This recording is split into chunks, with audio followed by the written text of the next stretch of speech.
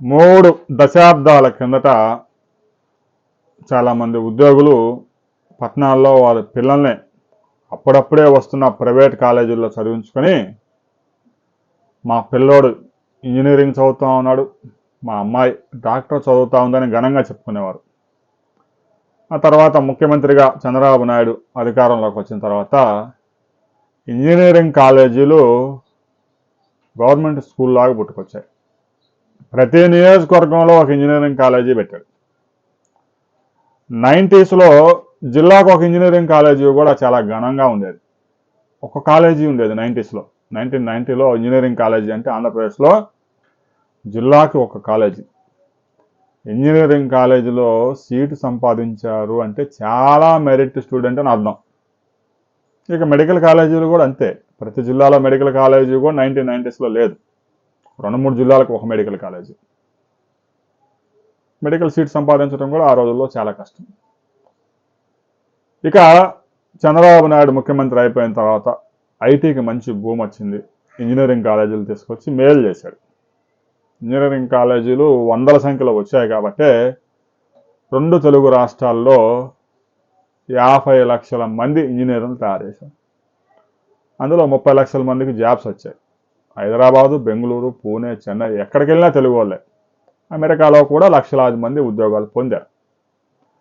ఇక చంద్రబాబు నాయుడు ఆ ఇంజనీరింగ్ కాలేజీలను 550కి తీసుకెళ్తే వైఎస్ రాజశేఖర వచ్చిన తర్వాత వాటిని 950 చేశాడు. దీంతో నియోజకవర్గానికి ఒక ఇంజనీరింగ్ కాలేజీ పోయి ప్రతి అసెంబ్లీ నియోజకవర్గ పరిధిలో 2-3 ఇంజనీరింగ్ కాలేజీలు ఏర్పడ్డాయి. ఆ తర్వాత వైఎస్ రాజశేఖర రెడ్డి ఫీజు ఎంబర్స్మెంట్ అనే ఒక పథకం కూడా ప్రవేశపెట్టడంతో ఇంజనీరింగ్ కాలేజీల వ్యాపారం 3 పూలు 6 కాయలుగా కొన్నాళ్ళు కొనసాగింది. ప్రస్తుతం పరిస్థితి రివర్స్ అయింది. రాష్ట్రం విడిపోయిన తర్వాత ఆంధ్రప్రదేశ్లో ఇంజనీరింగ్ కాలేజీల్లో ఏటా 1,50,000 సీట్లు ఉన్నాయి, భర్తీ చేయాల్సి ఉంది. అయితే ఈ ఏడాది ఇప్పటి వరకు కేవలం 1,22,000 సీట్లు మాత్రమే భర్తీ అయ్యాయి.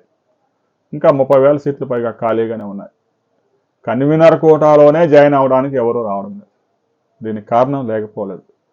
సహజంగా ఇంజనీరింగ్ చదివితే ఐటీ ఉద్యోగాలు వస్తాయి, ఎక్కువ మంది 90% దానికోసమే వెళ్ళేవాళ్ళు. సివిల్ అవన్నీ ఉన్నా కూడా ఐటీ ఉద్యోగాల మీదే ఫోకస్ ఉండేది.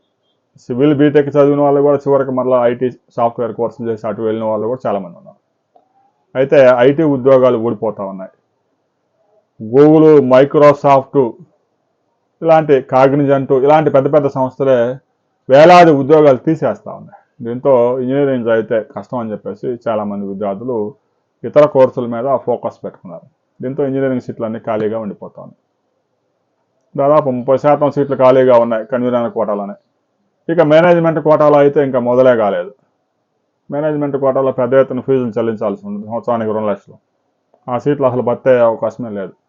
రాబోయే రోజుల్లో ఈ ఇంజనీరింగ్ కాలేజీలు కొన్ని మూతపడే అవకాశాలు స్పష్టంగా కనిపిస్తూ ఉన్నాయి. ఇంజనీరింగ్ ఎంత అయితే డిమాండ్ పీక్కి వెళ్ళిందో చిన్నగా నిదానంగా తగ్గిపోతూ ఉంది. ఇతర కోర్సుల పట్ల ఆసక్తి చూపుతూ ఉన్నారు.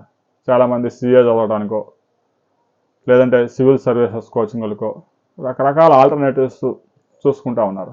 దీంతో ఇక ప్రతి స్టూడెంటు బీటెక్ అనే రోజులు పోయాయి. ఇంజనీరింగ్ కాలేజీలు కూడా దాదాపుగా మంచి కాలేజీలు, మంచి స్టాండర్డు కాలేజీ ఫైనల్ ఇయర్లో ఉండగానే ప్లేస్మెంట్ వచ్చే కాలేజీలు నడుస్తాయి.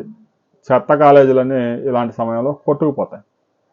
రాబోయే 2 వారాల్లో ఈ మేనేజ్మెంట్ సీట్లు కూడా భర్తీ చేస్తారు. వాటిలో ఎంతమంది జాయిన్ అవుతారో క్లారిటీ వచ్చేసింది. దాదాపుగా ప్రస్తుతం ఉన్న ఇంజనీరింగ్ కాలేజీలో 30% కాలేజీలు రాబోయే రోజుల్లో కనుమరుగు. అందులో ఎలాంటి అనుమానం లేదు. ఐటీ ఉద్యోగాలు ఎక్కువగా ఉంటేనే ఆ ఇంజనీరింగ్ కాలేజీ మనుగడ. ఉద్యోగాలు లేకపోతే ఆ ఇంజనీరింగ్లో జాయిన్ అయ్యేవారు ఉండరు, ఆ కాలేజీలు నడిచే అవకాశం కూడా లేదు. రాబోయే రోజుల్లో ఇంజనీరింగ్ కాలేజీలు ఉంటాయా, లేదంటే నైపుణ్యం పెంచుకొని మరో కొత్త కోర్సులు తీసుకొచ్చి కాలేజీలు కొనసాగిస్తారా అనే విషయంలో మరిన్ని వివరాలతో మనం మరో వీడియోలో తెలుసుకుందాం.